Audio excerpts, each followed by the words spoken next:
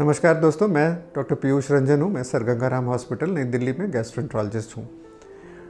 इसके पहले भी एक वीडियो के ज़रिए मैंने आपको सीलिएक डिजीज़ यानी कि गेहूं से होने वाली एलर्जी के बारे में जानकारी दी थी। इस वीडियो पे काफ़ी सारे व्यूज़ हैं, कुछ सवाल हैं। तो चूँकि एक बहुत ही कॉमन कंडीशन है, रिलेटिवली एक कॉमन कंडीशन है और थोड़ी ये लोगों को सोच करके लगता है कि जिसमें जैसे नाम से स्पष्ट है वीट एलर्जी, तो गेहूँ जो हम खा रहे हैं खाने में उसके ज़रिए कुछ लोगों को हेरिडिटरी एक प्रीडिस्पोजिशन होता है, आनुवांशिक एक प्रीडिस्पोजिशन होता है, जिसके कारण इंटेस्टाइन प्राइमरली आंतों में ये डैमेज होता है। तो खाने के वो कौन से कंपोनेंट्स हैं जिनसे सीलिएक डिजीज़ होती है?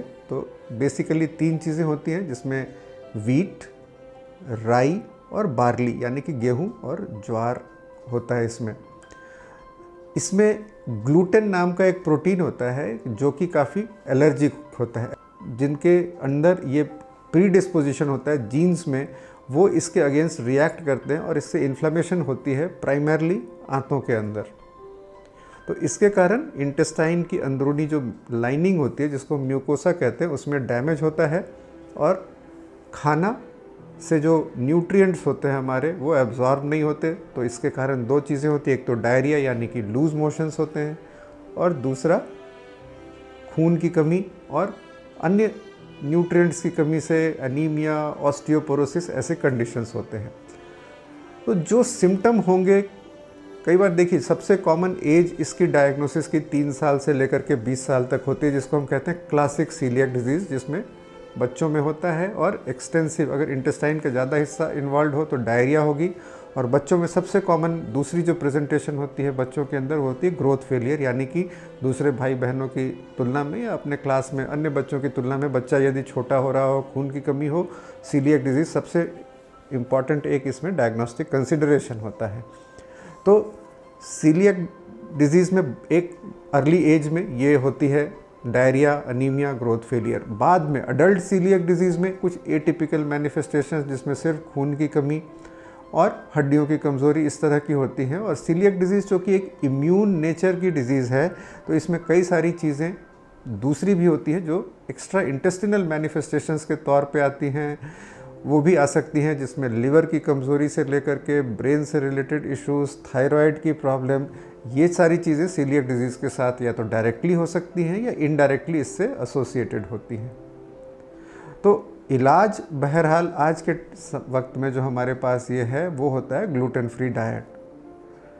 बचपन में यदि ये कंडीशन डायग्नोज हो तो हमारे लिए डाइटरी हैबिट्स छोटे बच्चों की बदलना ज़्यादा आसान है। आप बच्चे को जैसा खिलाएंगे वैसा खाएंगे वो। अडल्ट एज में जो मैंने देखा है कि लोगों में एक बहुत बड़ा रेजिस्टेंस होता है ये समझने में, एक्सेप्टेंस। तो सीलिएक डिजीज़ की डायग्नोसिस आप पिछले वीडियो में देखेंगे, बड़ी स्ट्रेट फॉरवर्ड है। एक ब्लड का टेस्ट है और एंडोस्कोपी के ज़रिए आंतों की बायोप्सी, उसकी एक डायग्नोस्टिक क्राइटेरिया है, एस्टैब्लिश्ड, बिल्कुल स्टैंडर्ड। जब कुछ कन्फ्यूजन हो, जेनेटिक टेस्टिंग और कुछ दूसरी कंडीशंस होती है, नॉन सीलिएक ग्लूटेन सेंसिटिविटी, ये जो चीज़ें हैं ये अनकॉमन हैं और जिनके बारे में विस्तार पूर्वक बहुत शॉर्ट वीडियो में बताना संभव नहीं है। तो जो ट्रीटमेंट होता है उसके लिए life long gluten free diet. आप सबसे पहले इसमें जो मैं सलाह देता हूँ अपने मरीज़ों को, वो होता है कि डाइटिशियन के साथ समय बिताएं। हमारे हॉस्पिटल में डायटेटिक्स डिपार्टमेंट में काफ़ी अच्छा एक चार्ट प्रिपेयर्ड है। अगर आप किसी को चाहिए आकर के मुझसे मिलें, वो ले सकते हैं वहाँ से और उसको फॉलो करें। तो जनरल सवाल होता है कि अगर हम गेहूँ बंद हो जाएगा तो खाएंगे क्या? ऐसा कुछ भी नहीं है। आपके पास बाकी सारी चीज़ें हैं।